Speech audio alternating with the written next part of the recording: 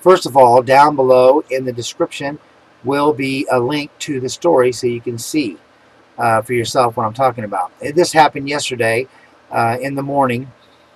A guy was found outside naked arguing with a older man. I don't know if he was a neighbor or what, but they were arguing. I believe he was probably a neighbor.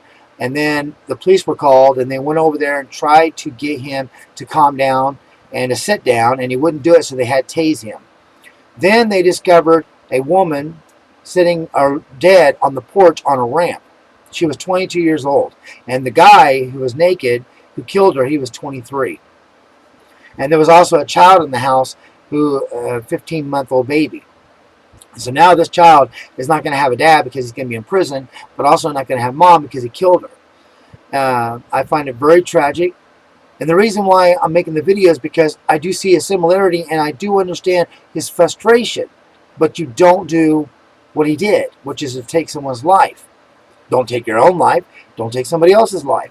What was going on, if you find their Facebook, which is what I Googled and found their Facebook, on his page, you see that he was pissed off a few days ago.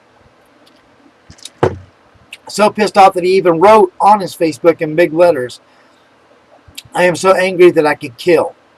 And sure enough, he did. What it was about was he felt that her family was talking shit on him. You know, I guess maybe he wasn't having a job or something, and they thought he was lazy or whatever, and he was pissed off. And so he wanted to beat up her brother really bad. And I believe if they had gotten a fight, he probably would have killed him, and then he would have been in jail, and that girl would have been safe, actually, although somebody else's life would have been taken. This guy had murder on his mind. You know what I mean? He was so angry that he put that on there, and his family would say, calm down, and friends were saying, calm down. You know, you have a child to think about and all that. It didn't matter to him.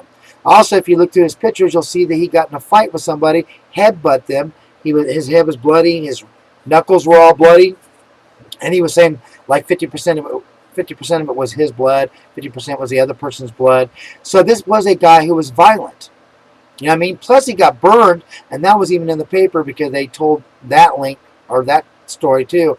He got burned by illegally burning some stuff, and it got out of control or whatever, and burned him.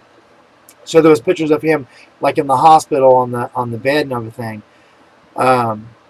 It's very sad that he did that, and I can understand his frustration. He felt like they were talking shit on him, just like I felt Chelsea's family was talking shit on me, and I got very angry, but I didn't take it out on anybody. Just because, what would be the purpose? What would that accomplish? Now that he's killed the girl, he just proved to the family the crap that they were saying. He was even worse than what they were saying because, look, he's a person that could take someone's life.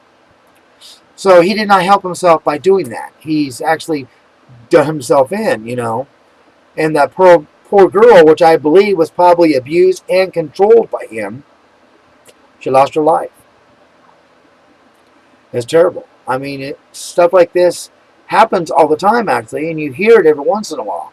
But usually it's because of something else. She cheated on me, or, you know, or she smacked me, or she was abusive to the kids. I lost it. I killed her. You know, in this case, it's similar to what I have felt. The frustration of in-laws talking crap on you, saying you're worthless. And I understand that. He was mad at her because she wouldn't stand up for him. And I was angry with Chelsea because she wouldn't stand up for me. She never did stand up for me. They just eventually stopped. Her family stopped. They haven't said no more about me and stuff like that. And I'm glad. So now I don't vlog about them. And they don't, you know, say any more. I mean, I did mention them in this video, but I'm trying to talk about the similarities here. And it's just terrible. I wish something could have been done beforehand to stop this from happening. That poor child is going to suffer for the rest of his life. You know what I mean? All right.